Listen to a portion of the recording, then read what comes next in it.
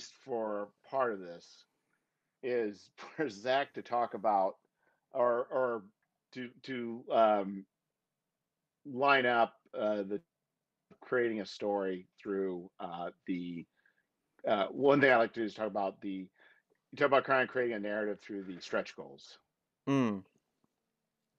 Mm-hmm. Maybe not narrative, but to create excitement and I believe you said like put people being on a ride. Yep. Yeah, the So I think ride, that's the stretch one goal ride. thing. Yeah, I'm sure Doug has some thoughts there too, for sure. Just the whole stretch goal presentation and what that feels like. So yeah, that's great. I mean, if we want to talk about stretch goals and that ride sort of feel, I think that's a good topic. And And maybe what we can do is we can just keep it to that one topic, and then that would just be a good episode. mhm. And then we can just meet in a couple weeks, and we can have James on. We can talk just another topic. All Sure, right. Okay. So we're recording. we're good to go. Yep. Okay. So one, two, three. Hello, Zach and Doug. Hello, hello. Hello, Jeff. We meet again. That's right.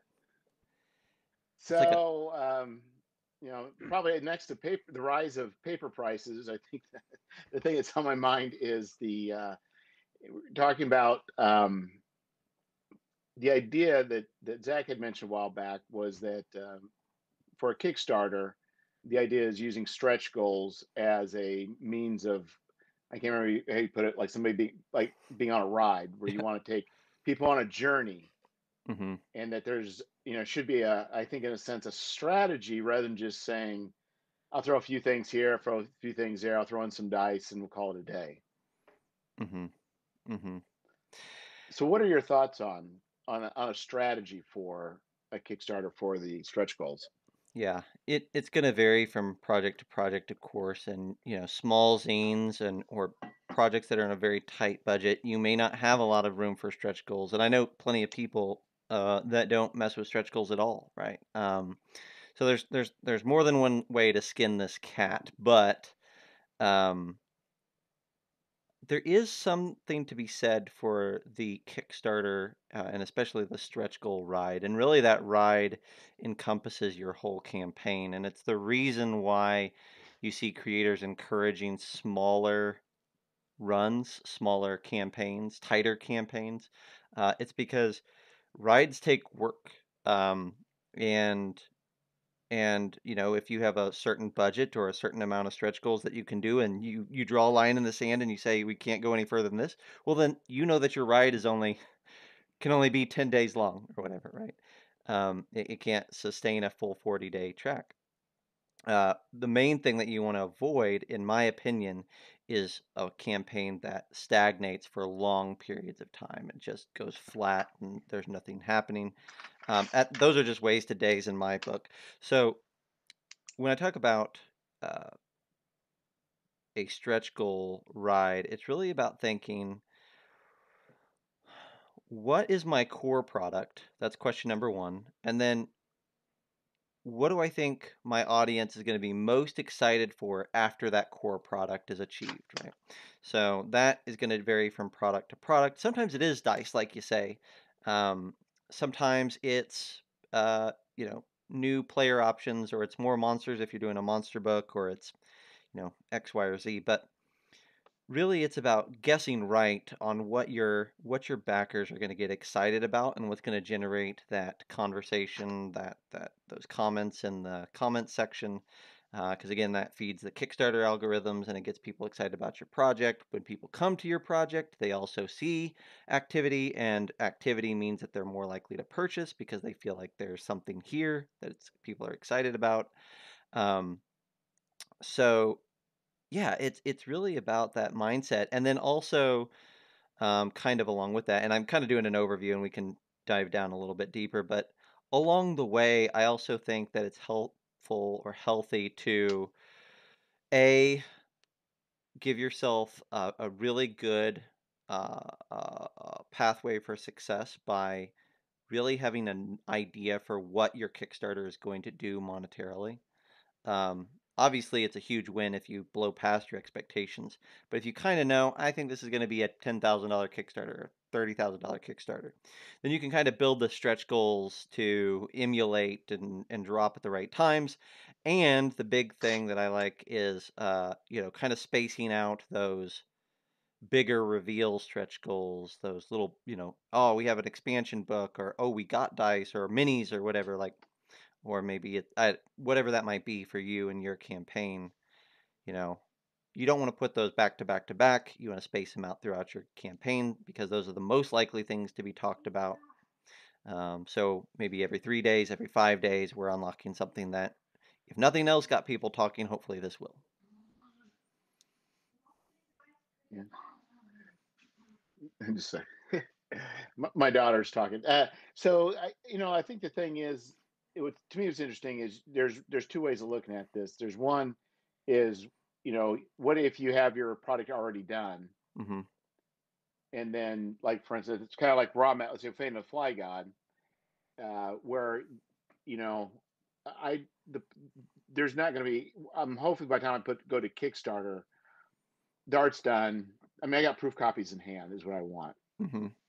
The question, I guess, is, there's those situations. You have one situation where you can say, hey, I've already got a base product, which I'm thinking about maybe doing future Kickstarters, where you can say, hey, this is what I'm going to do. And then for $1,000 past this number, I'm going to do another page of art, another one, I'm going to do a color cover art.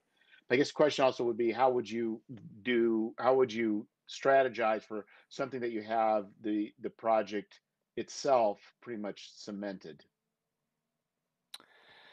Those are harder, but they're not impossible. There's two routes to go there. I'm a big fan of, once the book is done, it's done, right? Like, I'm not going to do when I go to a Kickstarter and I say, hey, the book is written, the art's done for it.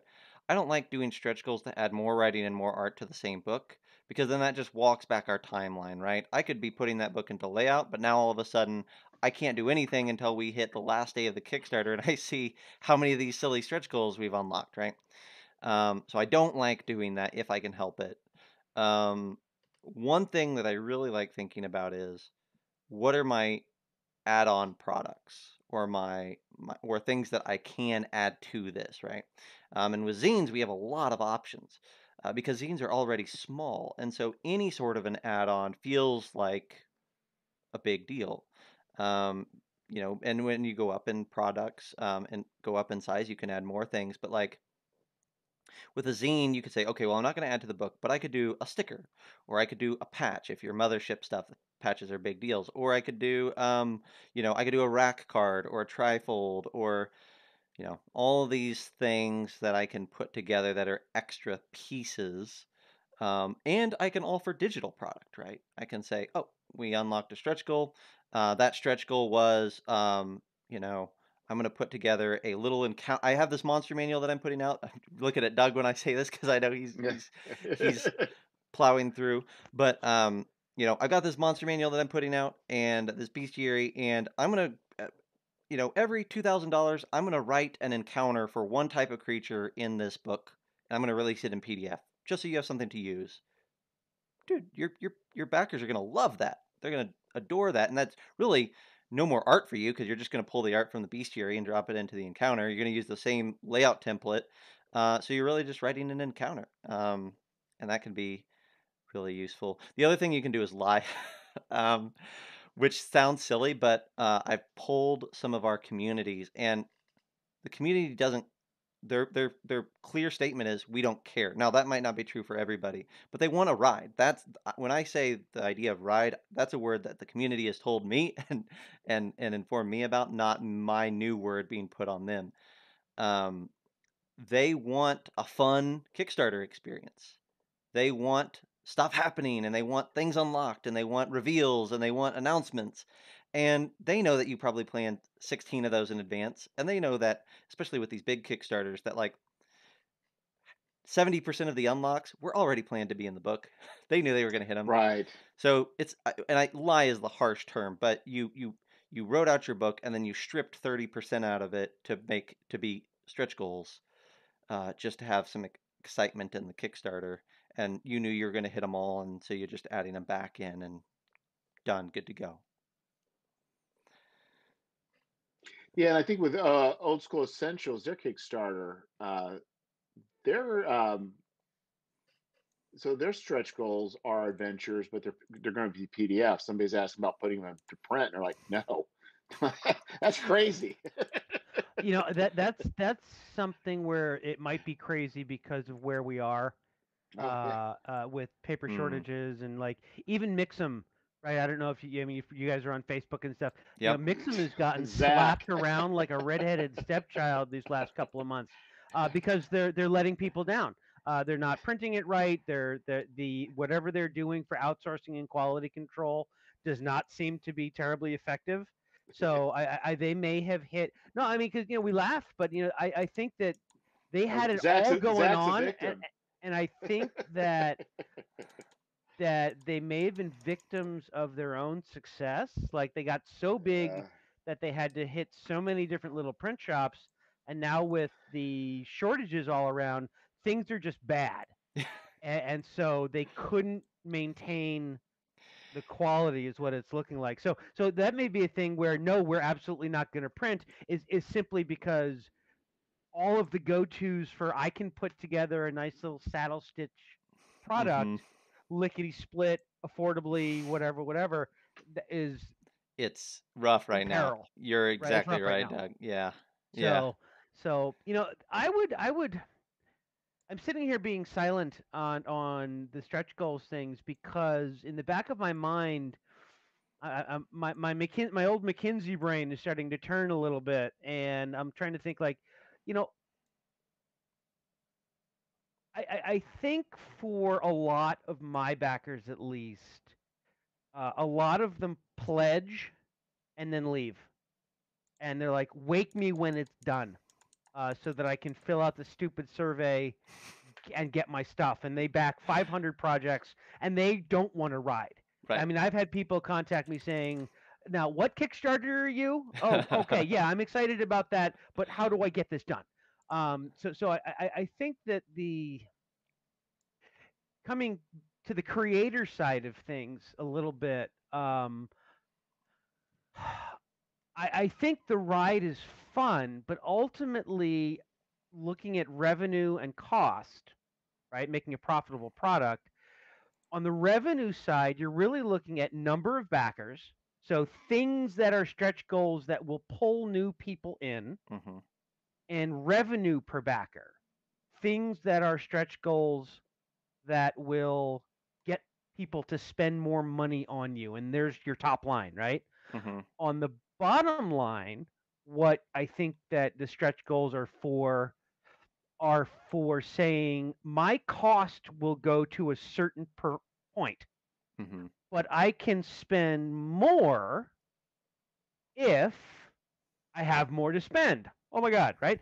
Um, right, and so that's I think the trick is by the bottom line type of stretch goal gives a backer more value.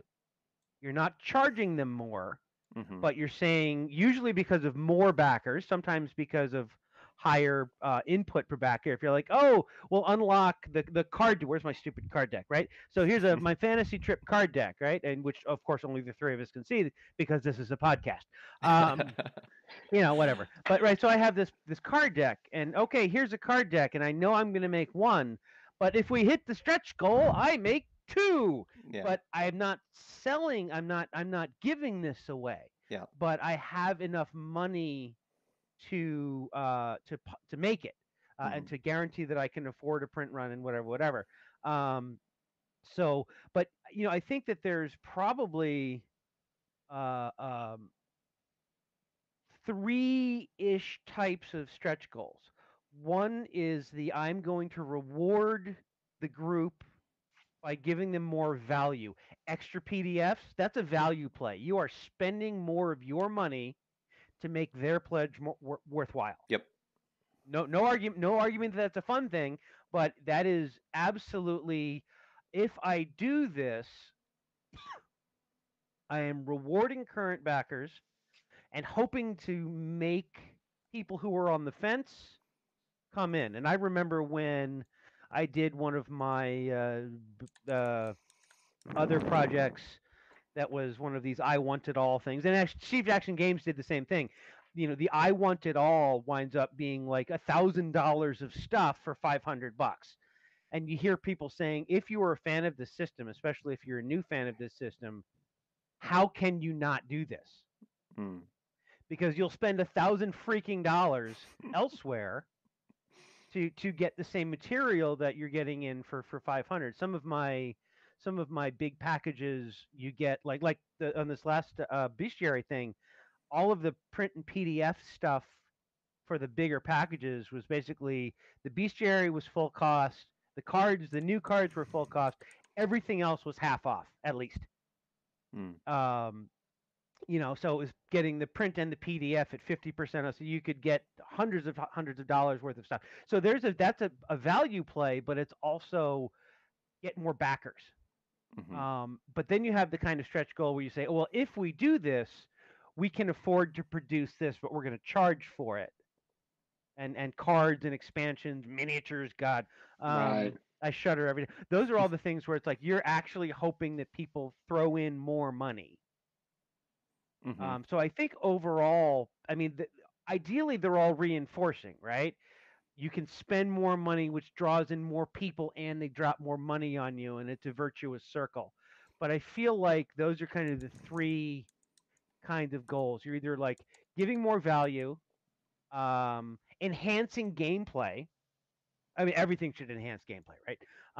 But like, oh, here's the thing that will enhance gameplay to help get you on board. Here's the thing that you have to pay for Mm-hmm. to that will enhance your gameplay. Both of those are lures into to the top line. But I would in terms of the ride and the story and what you're trying to do, you know, cool dice. Um, I'm always wary about that because unless you have a game that's based on dice, Right. you've just kicked yourself out of media mail, Yep. which is by and large a terrible plan, unless you're already there. Unless you're already there. But like if you have a zine and you're like, oh, I'll add dice, you've Right. just probably doubled your shipping costs. Yeah. And So it's right. there's a whole freaking discussion to talk about when you're talking about thinking about shipping costs for your game. And by the Right. way, I would say, and yell at me, Doug, if you feel differently, or Jeff, but right now the fast answer to that is please don't charge for shipping during your campaign, because Lord knows it's going to shoot you in the foot when you're ready to print for 4 months from now and shipping's gone up Oh. $1.50 a It package. it could. I think I think that's super duper true if you plan on doing stuff. Uh, uh, the media mail um, prices usually don't go up that much Mm-hmm. all at one time.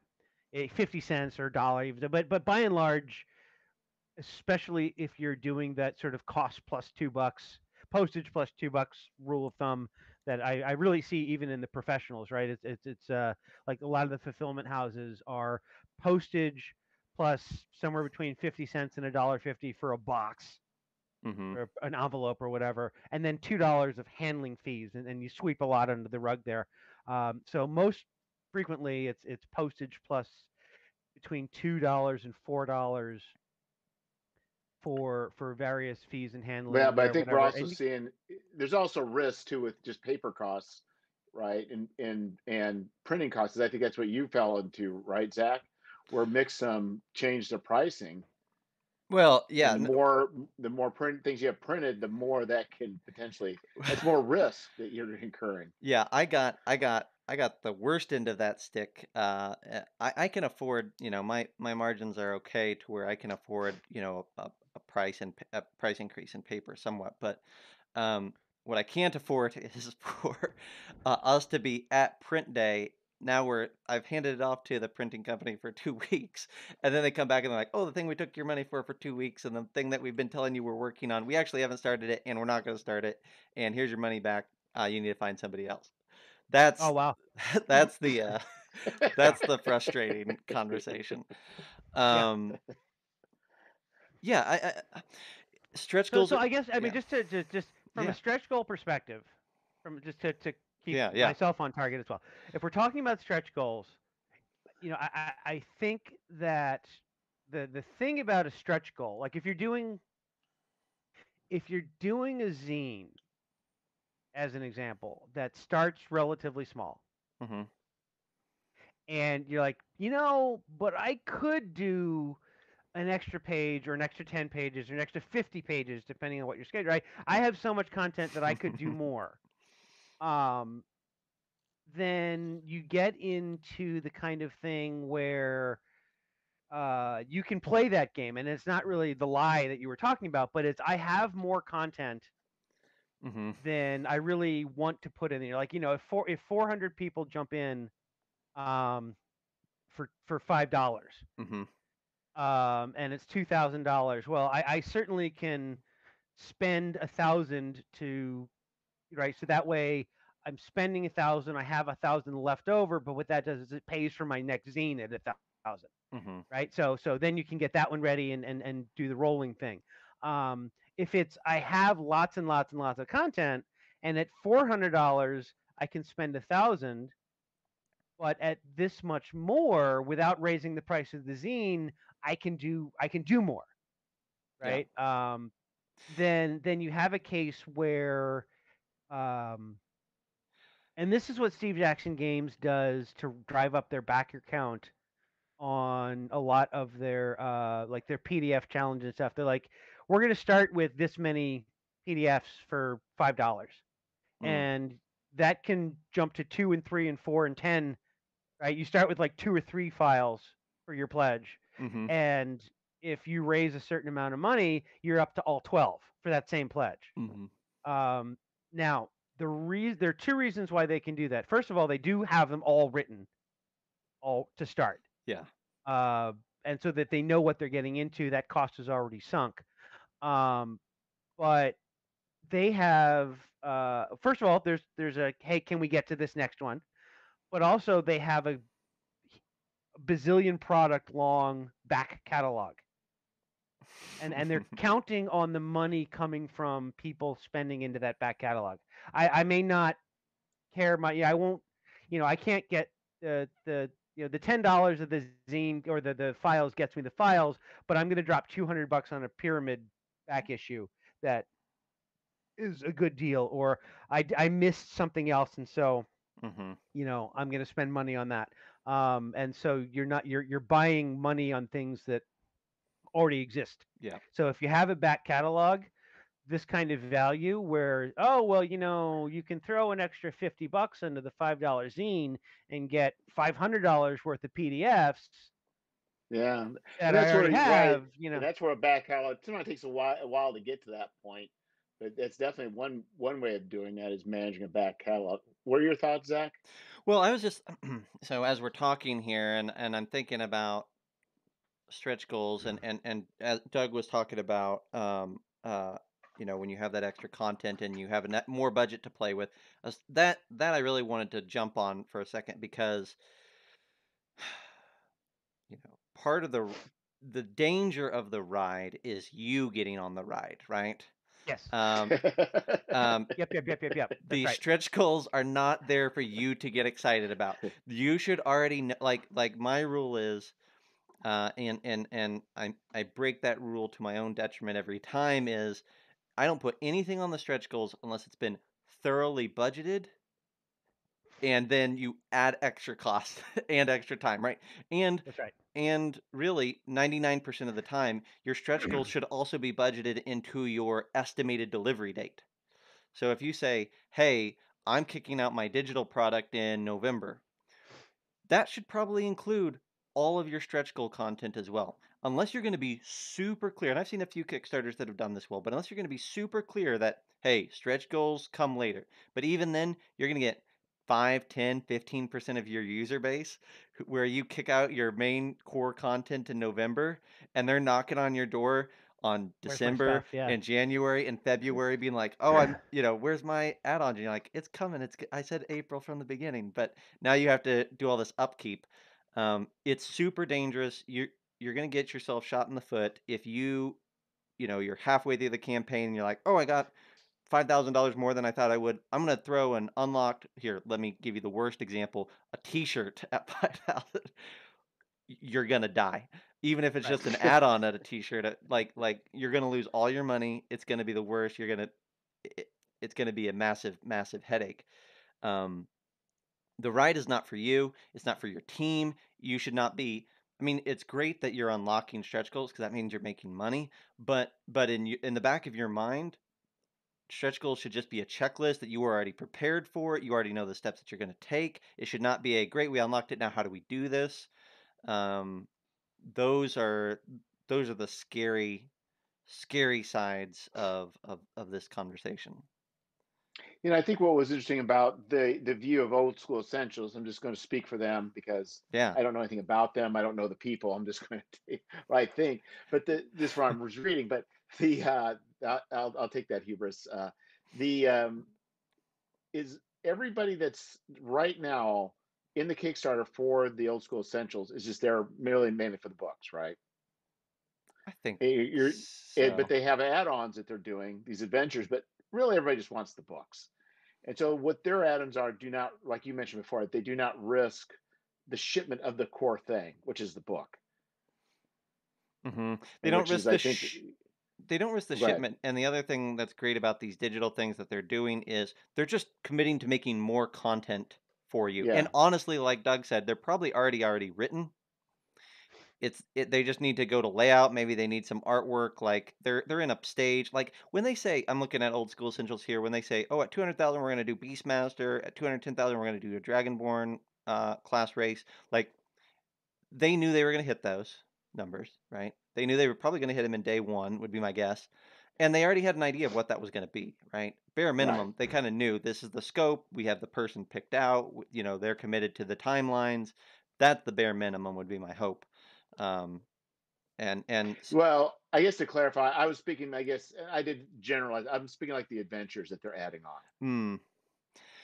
Yeah, But because it's PDF delivery, there's no so I'm looking at this right now as I'm moving stuff starting to ponder moving things all over the world to move into the physical fulfillment stage.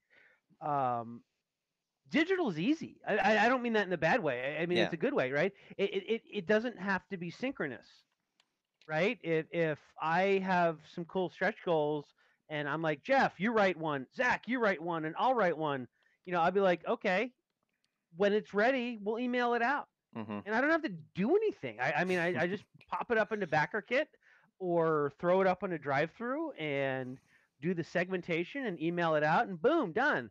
And if you're like, oh crap, I have a spelling error on the back of the cover, then you upload the file and boom, Yeah. done. Right? I mean, it's no big deal. And so from that perspective, the timing of the stretch goals becomes less critical Yep. because they can get sent out when they're ready. And you just warn people, say, look, as we achieve these stretch goals, each of them is on their own schedule. It's been a turvy topsy world for the last couple of years. So yeah, we're going to try and get these to you, Right. within 3 months. But if we don't, you'll get them eventually, right? Yeah. And don't But worry. I think the main thing, Yeah. if they offer, like, if they unlock, like, say 6 adventures and they're going to be PDFs, you really are probably not going to be, you're going to look forward to them, but you're not going to be like, where's my third adventure? You know what I mean? You're not going to be Not aggravated if you those might get not, delayed. and Doug might not, and Okay. mine might not. But there's a percentage. I'm not saying that it's even a high percentage, but there's a percentage of Yeah. your backers It that doesn't have will. to be. Yeah. It Yeah. doesn't have to be. Those guys are really, really loud.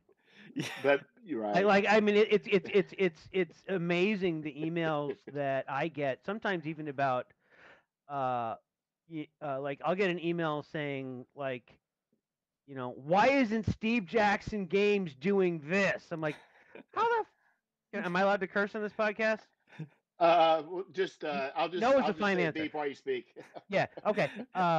You know, so I was like, how the frack do I know? Do I look like I'm not Steve Jackson Games? I license their rules.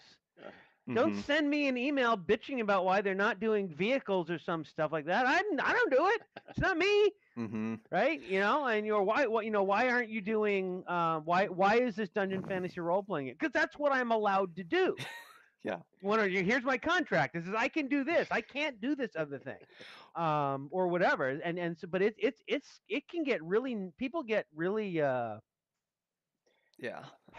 wrapped around the axle about certain things. And honestly, I've started taking a page from a certain extent from Phil Reed, Hmm. who is a little bit more draconian about this than I tend to be. But basically, he's like, you've got two choices here. You can have your money back and go away, or you can be like the other 95% of the people and chill out as reality sorts itself out. Yeah. Those are you two choices. But my mental happiness here is not going to be spent on appeasing you, Yeah.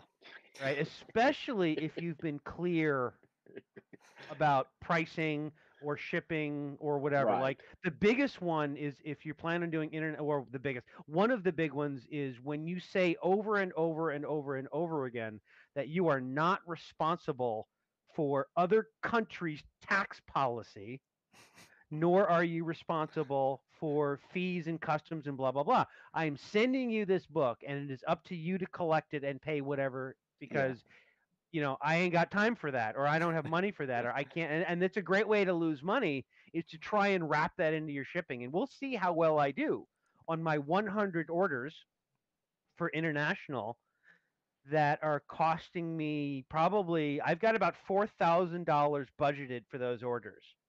Uh, as opposed to my other 500 orders or 400 orders, which are $3,000 Yeah. for 385 or so. So I mean, it's literally more expensive for the 100 Oh international yeah. orders, and some of those are going to the UK, which are relatively inexpensive once you get product to the UK. But almost certainly, someone is going to email me and saying, my government or my courier is holding my book hostage for $50, and I paid shipping. And I'm sorry. No, I mean this is you were warned that Yeah. shipping is a mess and you're responsible for back end. You, And you, I you did my you could best to offer. anticipate. You just tell them to give you the name of their postmaster general, and that you'll personally call them and say tisk tisk. Yes. Right, yeah. You know, so yeah. Let's never do that. Let, But no, but that's the thing is the yeah, as long if you have to be clear at what you're going to be giving, when you're going to be giving it, and then you have to say, and this is what it's going to be. yeah. And if someone says, well, I feel that, well, what do you mean that my physical only pledge doesn't include a free copy with the PDF, a free PDF? I was like, well, it says physical only. Your, reading comprehension is not my problem, right? You need a Especially if it's T-shirt, really clear. Doug. You need that on a T-shirt. That's Yeah, right. right. We Well, I it's know sold that really it's well. available on stickers, Yeah. but I mean, to a certain extent, you want to be, you don't want to burn political capital being a Sir Richard. Um, you need to say what you're going to do and do what you're going to say. But I got a weird Kickstarter email saying, "Hey, what was it that I ordered, and where's my stuff?" And what does the email say? It says, "Not a backer." Yeah. I bet I get one of those a Right, week. not It's a great. backer. Where's my stuff? But he's not a backer. And then I go on to BackerKit and pop the email in there, and that lets me search anyone who has ever gone through any campaign of mine through BackerKit, which is like all of them but the first one. And he's not even in the records anywhere. So it's a pure scam. I Oh, think you there's have that also too, Zach? yeah, and I think like sometimes I've chatted with people who send this out and I'm like, you didn't even back a physical book, or like you're asking if Right. if you need to update your shipping address. I'm like, you just backed the digital it's all these different things, right? and Right. and a lot of times what I get is, oh, I moved and I just sent out a mass email to, or like just every single Kickstarter that I had in my list, I just sent out an email to. I'm like, well, thanks for taking 10 minutes out of my day, but Right. I'm glad we resolved this. um Yeah. The other thing that I was thinking about, though, that I would bring to this stretch goal conversation, because I think this is also a really hard part of the ride. I'm going to use an example project here that I love and I'm really excited for. So this is, I'm hopefully I'm talking these people up.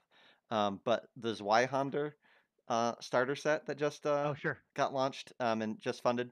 Um, so their stretch goals, I think, um, a lot of them were for physical product being added to their box set, right? They're adding tarot card sized cards. They're adding card stock maps. They customize the D6s. Obviously, they budgeted all that, right? They didn't make a box set that they were going to lose money on, but or at least we'll cross our fingers. Um, but my question is, because I've seen it on both sides of the fence, right? How what is the value on day one, and making sure that you don't gut your value on day one by loading up stretch goals. I don't think that they did that here. I think they actually did a really nice balance. I would point towards them for being somebody who you could look at and say they did a good job with how they did that. But if you say, well, I'm going to do a bare bones product and then I'm going to stretch goal it out, well, make sure the value for your bare bones product is still on point. Um, Yeah. and that's sometimes a hard choice to make, because if you you really want, like Doug's been saying, a really good value on day one, because all the eyes are on your project on day one, day two. If you're waiting to have your extreme value till day 14, you've lost a large percentage of your eyes at that point. They've either committed or they've not, and they're probably not coming back to find out that, oh, all of a sudden the value isn't your $10 product isn't worth 20 bucks, now it's worth 35. They don't know that. They never will. You've lost them. So you need that early value, but then you also you got to add value along the way, and that keeps your excitement up. I think, though, that I would encourage people to make sure that the day one value is way more important than the added stretch goal value, especially for physical content or stuff that's added to physical product. You want all that in the beginning if you can. There, Yeah, I know there's, for. there's. Oh, go, Go ahead. Sorry. oh, go ahead. I say with old school essential, let's keep going because I'm not the latest. I was going to back. I just there was I have the rules tome, and then I realized somebody explained to me actually. Um, Dan Wilson did that. What I needed was the advanced stuff to go with it. Hmm.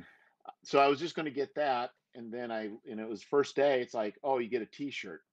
Like, Mm-hmm. okay, day one, I'll just go ahead and sign up for it now.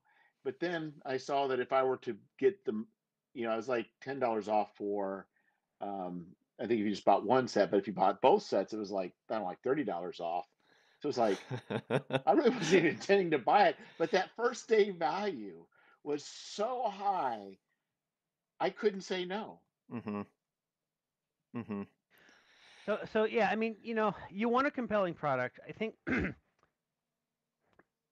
ultimately, so let's bring this back around a little bit. If you have a concrete product like a zine, and you Mm-hmm. know what it's going to be, and you know what it is, you need to ask yourself, what can I grow? What's the point in growing this, right? Either you have a compelling offering sitting there in front of you that you have already spent money on. Maybe you haven't printed it, but let's face it, printing is not the highest cost. It's the art. Full stop, right? It's the art is the highest cost, usually followed by a tie for words and printing, ish. Um, and usually the words are high. Like in my experience, it's been like 60% pictures, 40% words, and then when you look at 100%, printing is maybe 25 or 30% of that 100, right? So then you reapportion, right? But it's the pictures are the most expensive, and if you've already done that, or you're the artist, and you're, which I am not unless it's Order of the Stick, and even then he's better than me. Um, right? So unless you're the artist and you're really just reimbursing for your time and you had a good time doing it, and so there's that. Uh, uh, you really need to think about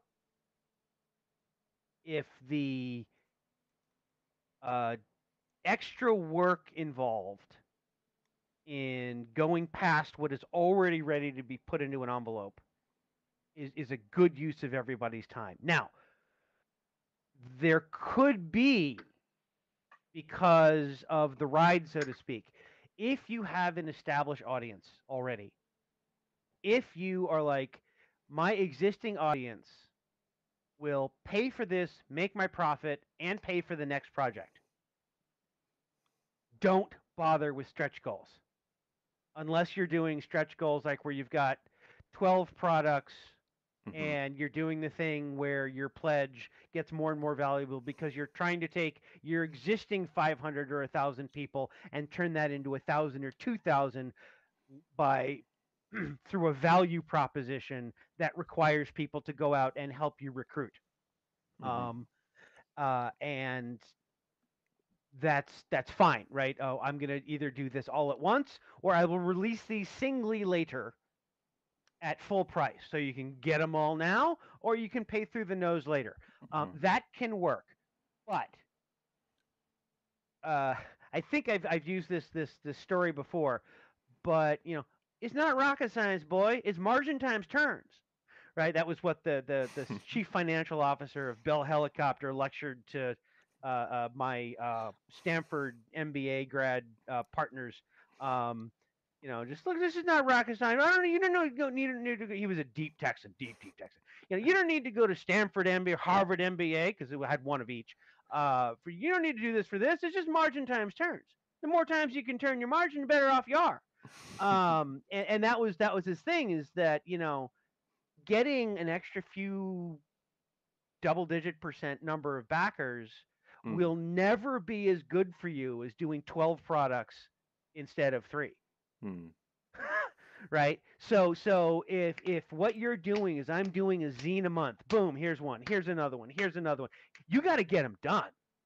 That's the most important thing. Short, sweet, concrete fulfillment, and you don't want to ride.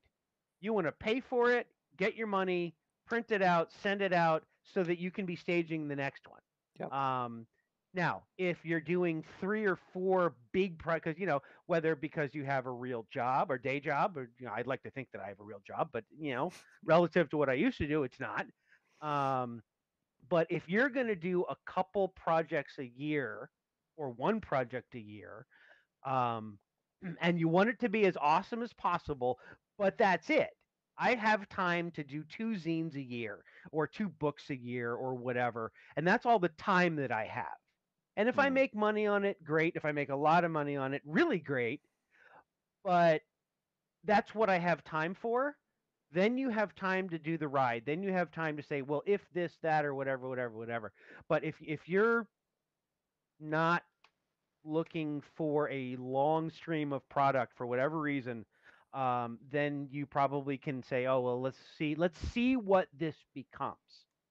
Yeah, and I think there might be opportunities to add things, I'm wondering, that don't necessarily add much time or cost. Yeah. My favorite And thing. Go go ahead. Sorry, Jeff. No, actually, I need to hear what you say.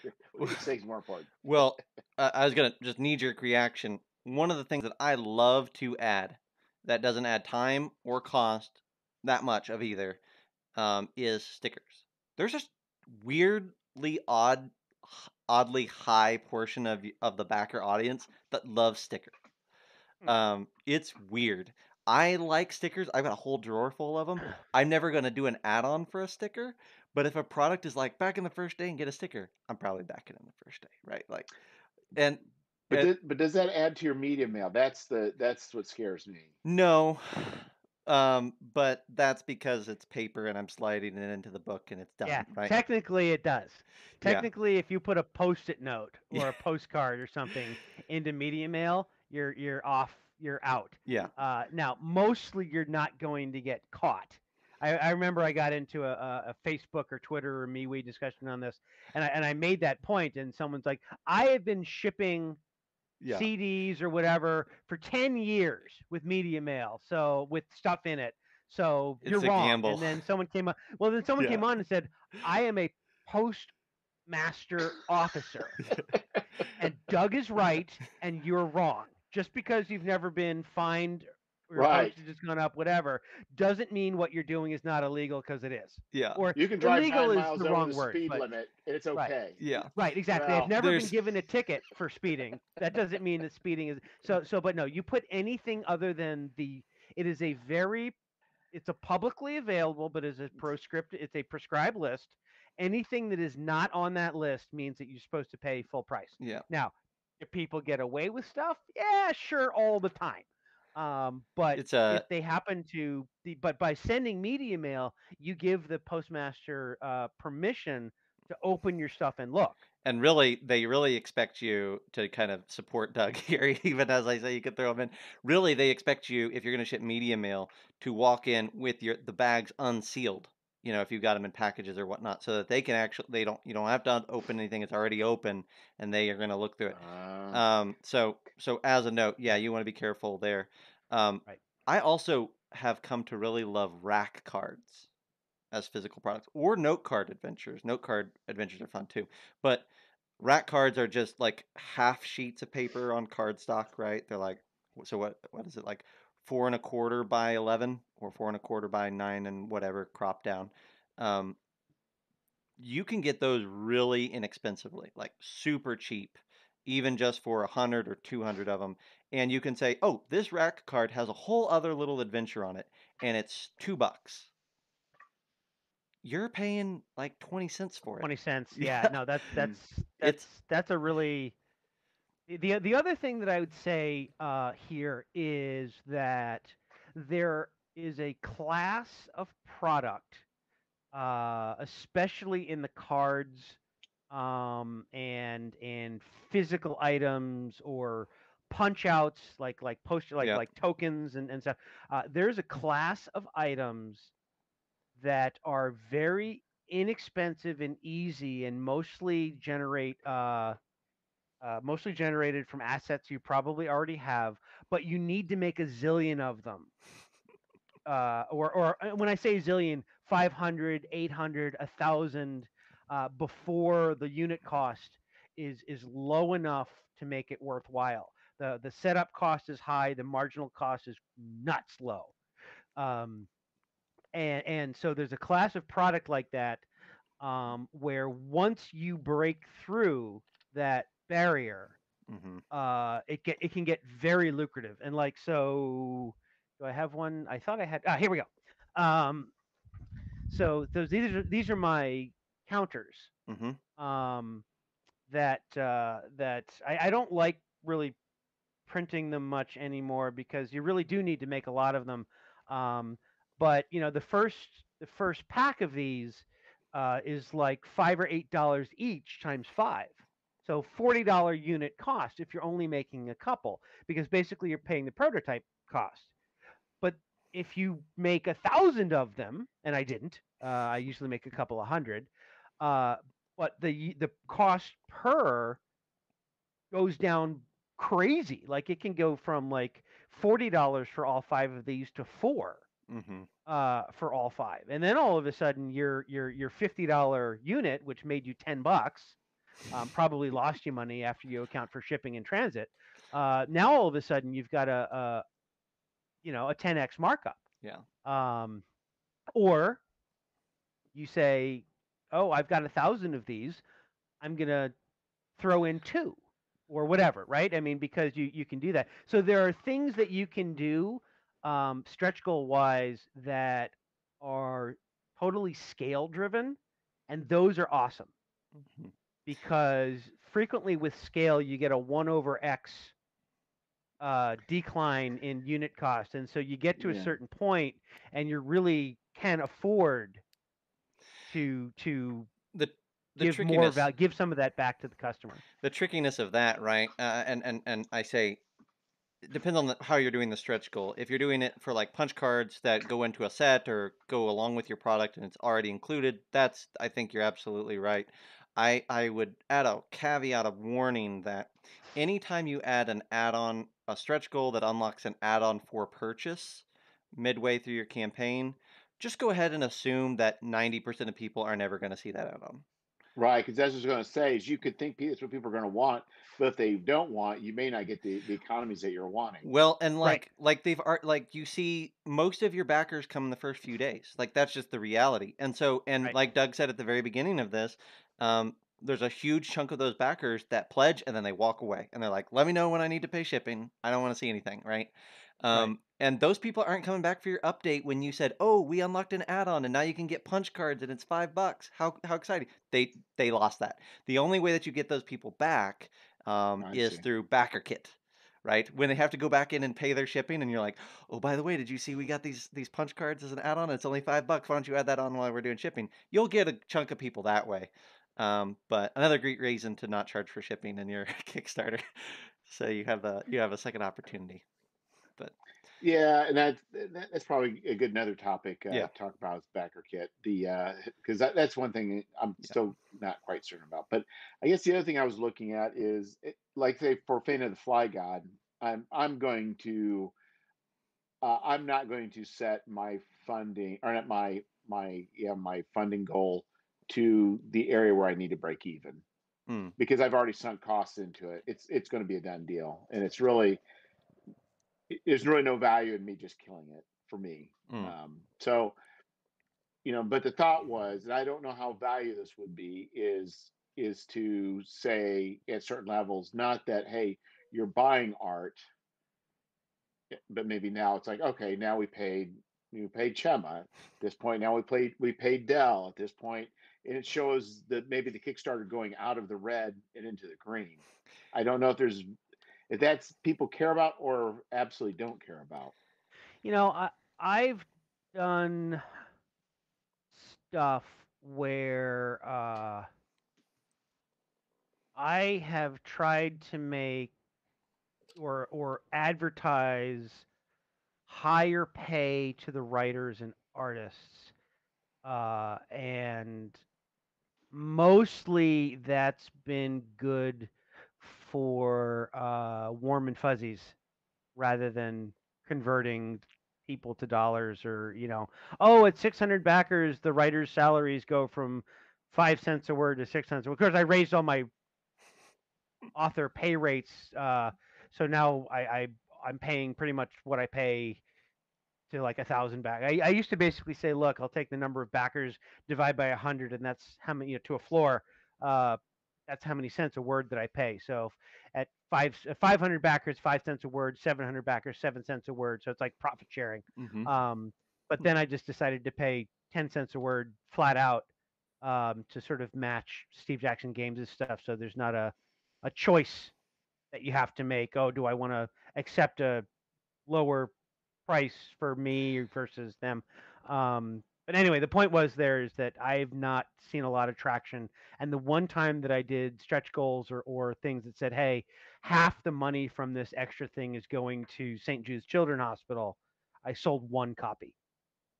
So I Mm. I, I think the you get off mission, or Mm-hmm. you try and sort of say, oh well, we're going to hug the world for the stretch goal. Well, and People don't care. and I think it raises another point, and I think this goes back to what you were saying when I was made a mention is like I don't care if this PDF module is late. If they're offering 6 1s, I don't really care. And you're like, well, that's you.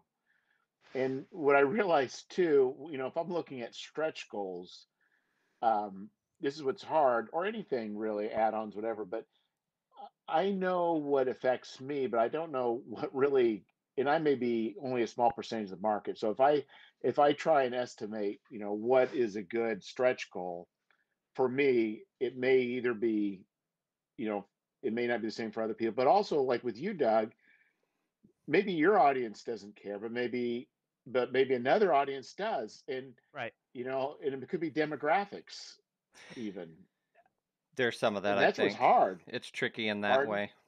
Yeah, Yeah. I mean, there's no substitute for knowing your market, yeah. right? But you got to know. How do you know your market? Yeah. Well, no, I mean, it's either you have that knack where you just know what they want because you've got your thumb on the pulse. I like this, and it happens that that people like what you like, and so your passion feeds into what other things that people want, or your product. I remember, God, I can't remember his name. But he did real well for a while. He may still be doing real well with, I think he called it the Baby Bestiary. Oh yeah. It was all the monsters in the monster manual written up and presented as, a tiny owlbear or a super little cute displacer beast, right? Whatever. It was ridiculously fun, cute art from monsters that you've heard of before. And I think he made several, and each of them did very, very, very well. So he had it nailed, right? Hmm. And this guy, so I met him at Gen Con, right? Like, you meet him, and you're like, oh, this guy's like a wrestler or a weightlifter or something. You got chiseled jaw, big pack. I mean, you look at him, you're like, oh, he's a jock, not a gamer. But as we know, right, there are all types, especially in D&D Yeah. world these days. But I mean, you look at him and you're like, this is not the gamer that I grew up with, right? The gamers when I grew up, it did not look like that. Um, Reminds me of my friend Ruben, who was like a freaking underwear model, like just that good looking, like Henry Cavill good looking, super awesome, loved anime, D&D player. You're like, I hate you with the fiery passion of 1,000 suns.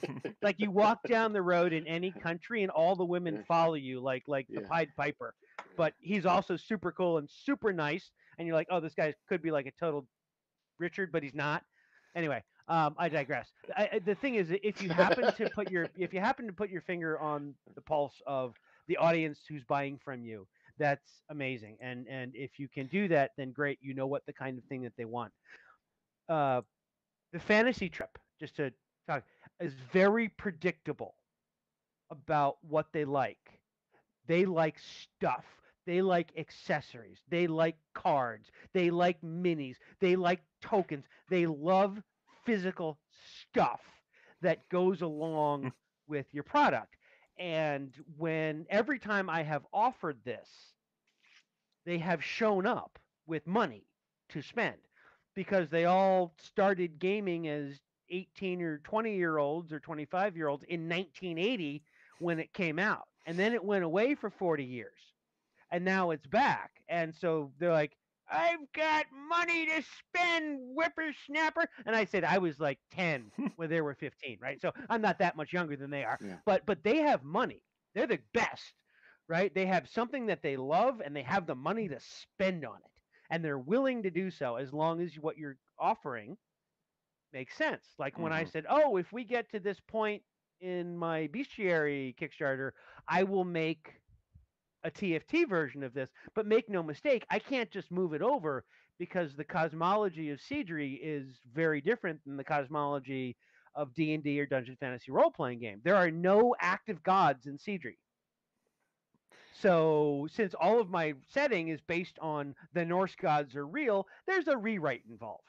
Hmm. Um, but I could do it. And they're like, well, yeah, but it's a really high goal and I know what you're doing, but yeah, I'm just not going to show up for that because what's in it for me?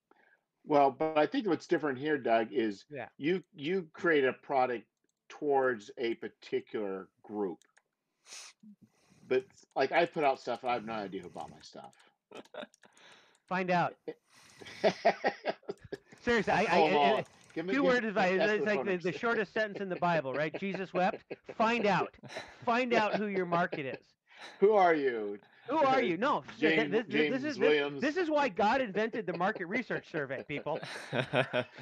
Ask The them, what is it that they like? What do they do? See if you can find out who your audience is, because that way you can either do targeted marketing somehow, as a producer of games with a potentially multi-million person market out there in the fantasy role-playing game set, because let's face it, there's a lot of D&D players out there, hmm right? And if I can only get 1% of D&D is more or less a fallacy, but it just doesn't take that much. And the thing about zines is they're invisible. You really need to want them and go looking for them and whatever. Right. So putting something that is of interest to your buyer requires not the dissemination. It requires them to figure out. You got to figure out who that is so that you can put it in front of them. And That's I know that I'm bad at it, right? If I feel like I'm a good writer, I've got good layout, I can string stuff together, but I can't market as well as I need to. And it doesn't take that much. If I could double my audience, or especially about 2.5 times what I'm doing right now, I could never look back in my rearview mirror at a technology career that required a PhD to get there, and I could happily publish games for the rest of my life and do as well or better. But until I hit that point, I cannot. And it just doesn't. Once you get into that 500, 1,000, especially that 4 digits, you've got a career in front of you. Hitting a Oh, yeah. thousand people that's where the scale becomes magic. I think that's a topic for another one. I think It is, but I just want to. I mean, the important Right. thing when you're talking about back to stretch goals, right? Let's talk the magic three. Yeah. Value. Can you give people more for what they're doing? And that's a bit of a thank you. Number of backers, which is what I'm doing interesting? Can I make it more interesting with stretch goals? And can I get more people to show up because of word of mouth of that? And that's where the marketing happens. And then can I offer an interesting variety of products that make people spend more money? And making those available right away is, to Zach's point, always the best. And the Yeah. more established you are, the more important that is, because the more that you have your audience, half of the people are going to show up on day one. Oh yeah, that's And true. that's where the short victorious war with campaign length really becomes into it, because you're going to get most of your audience as soon as they can get in front of a computer. Yep. Oh, Jeff is doing another Kickstarter. I got to back that. And unless I'm on vacation and happen to miss it, I'm going to be in.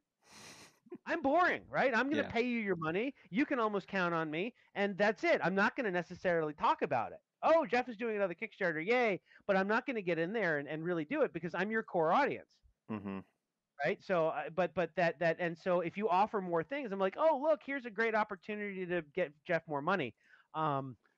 Yes, But I like that. I like where you're going with this. Give Jeff right. more money.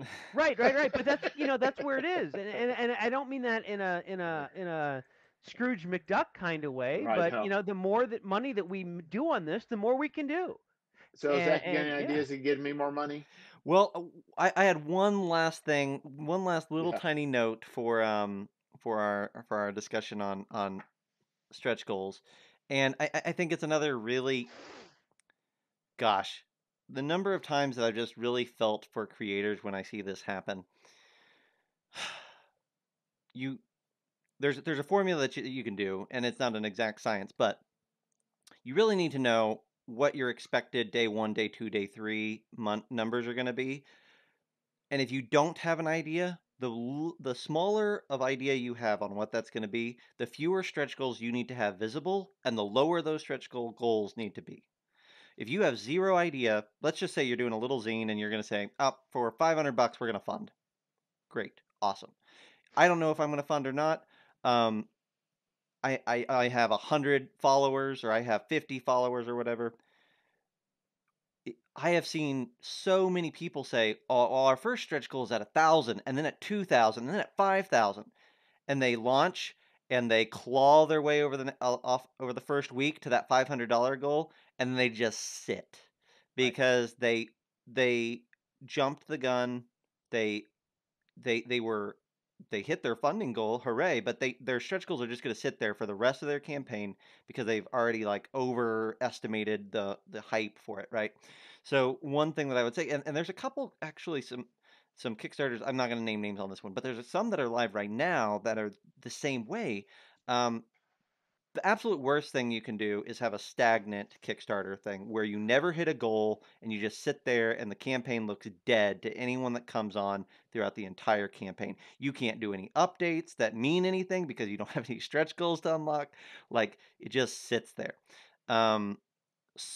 The next, so worst thing number one, that. Worst thing number two is, because it just feels weird, is I had a stretch goal at 500, and then I had a stretch goal at 600, and then I had a stretch goal at 700, and that's the ones that I showed. And then we blew past those in the first hour, and now all of a sudden I way underestimated the popularity. We're at $5,000 already. Oh, my next stretch goal is at $6,000. So we went from $500, $600, $700 to now $6,000. You're gonna get. I have seen people get a lot of flack for that in the comment sections of their things, right? Like, wait a minute, it's quite obvious that you were shooting for a low number. We blew past that. Did you just update all your stretch goals to, just twisted the dial to make them all bigger and farther apart? Of course he did. Of course I did. Right, exactly. What I'm doing is I'm tweaking the ride, right? It's just unfortunately you could see me tweaking the ride in real time. Yeah. So, but I'm telling you that is a better scenario than the first one, even still. And Yeah. the real go My ahead. suggestion in that case, I would just say, if I had something that I'm like, oh, here's this little thing, and it's going to cost me $1,000 to do, and so I'll say, okay, I'll fund it 1,000 or 1,200 or whatever, so that you can do it and not kill yourself. And I do this, and all of a sudden it's like, oh my God, I've missed, like I've missed in a good way. 10,000 people show up for where something that's like, oh, I'm doing something for a buck, whatever, and it goes absolutely nuts. Let it. Just let it. Just leave it alone. Do what you have. Do what you have. Don't try and chase it. You know what happens when you chase it?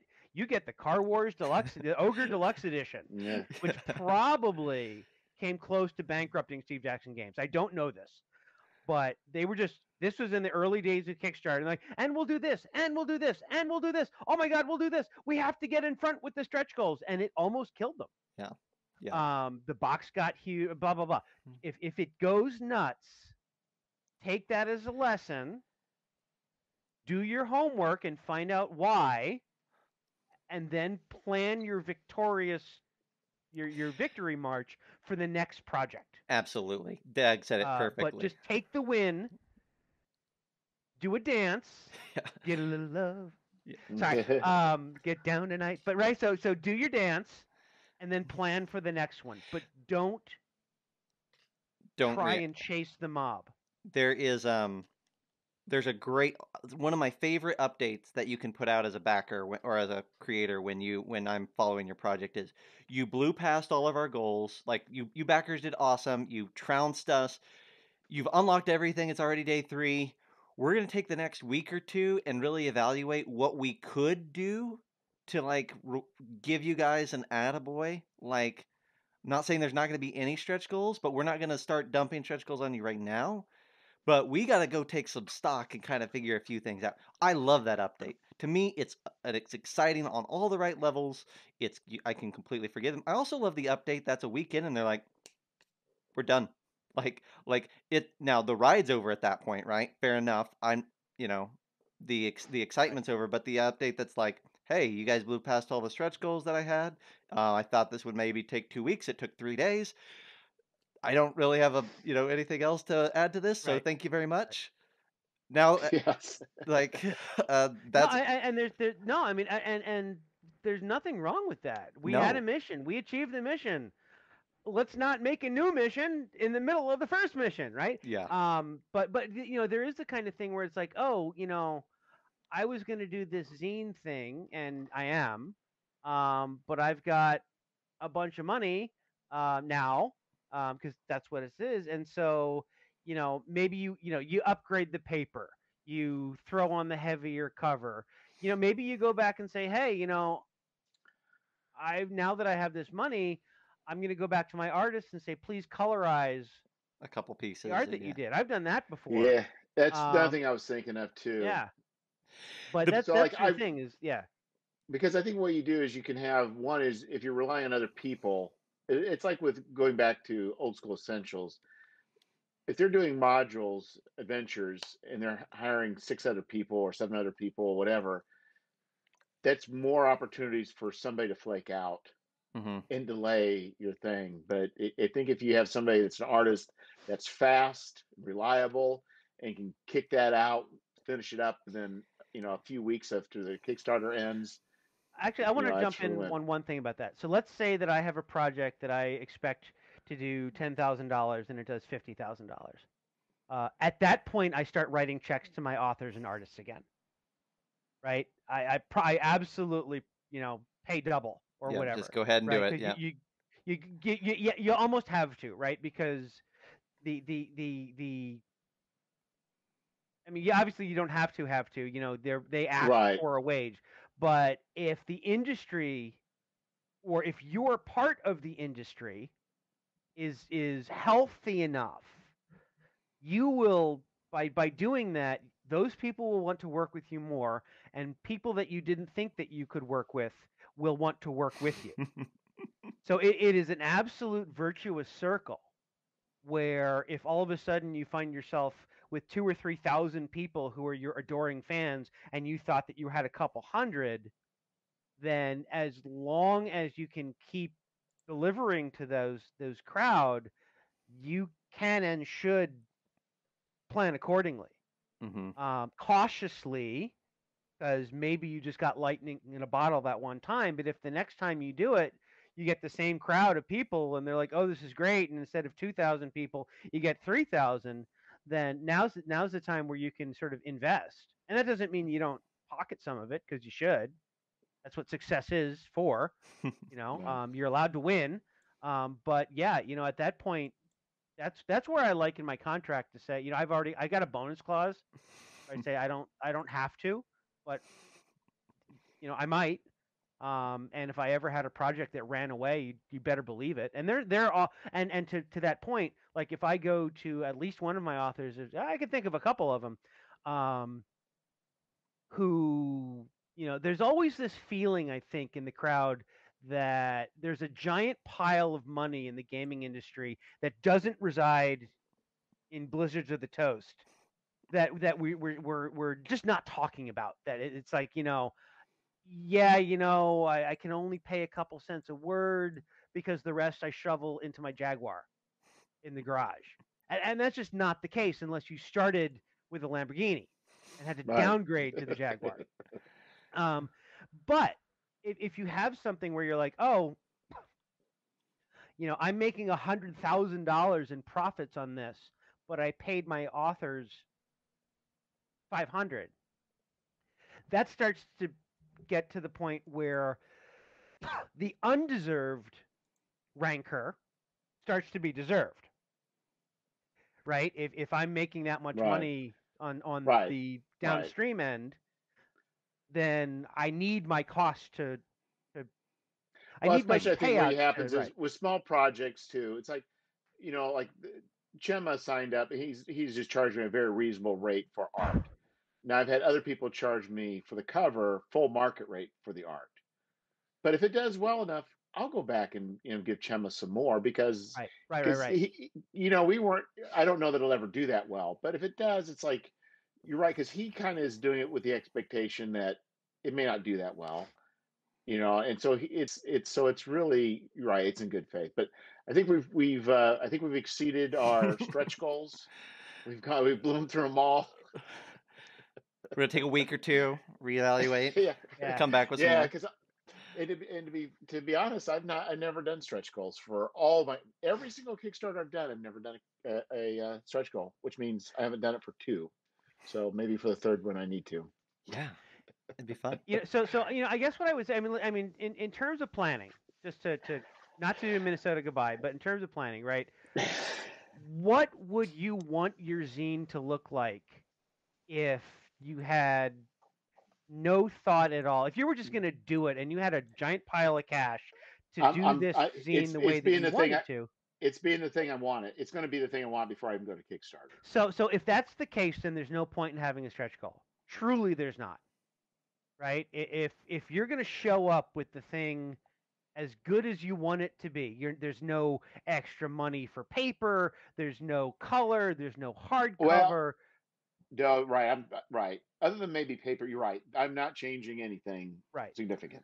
Right. So if that's the way it is, then there's no point in doing anything other than say, this is what I'm doing and that's what it is, and then do the next one. That is my perspective.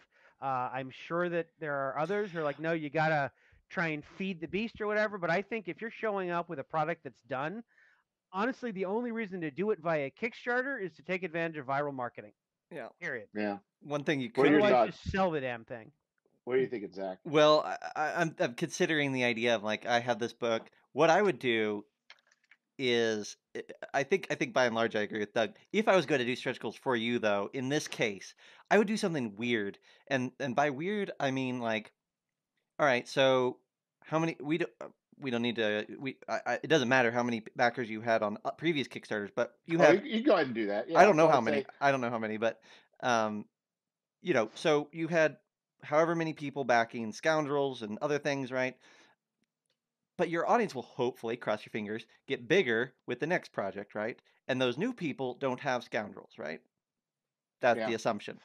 So what you could do is say, at these stretch goal marks, I'll start giving you PDFs of my other books, because really you're a zine guy, and that's the people that are buying it are zine guys. Like Doug said, your audience is in your product zine products are invisible unless they're hunting for it.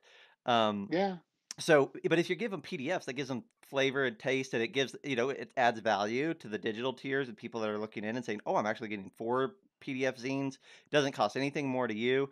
And then all you're doing there is you're building up that back catalog. And I would tack on if you get to a certain amount, then you uh, you can turn on add-ons if you want to for physical copies of your books, or you can just leave it at PDFs.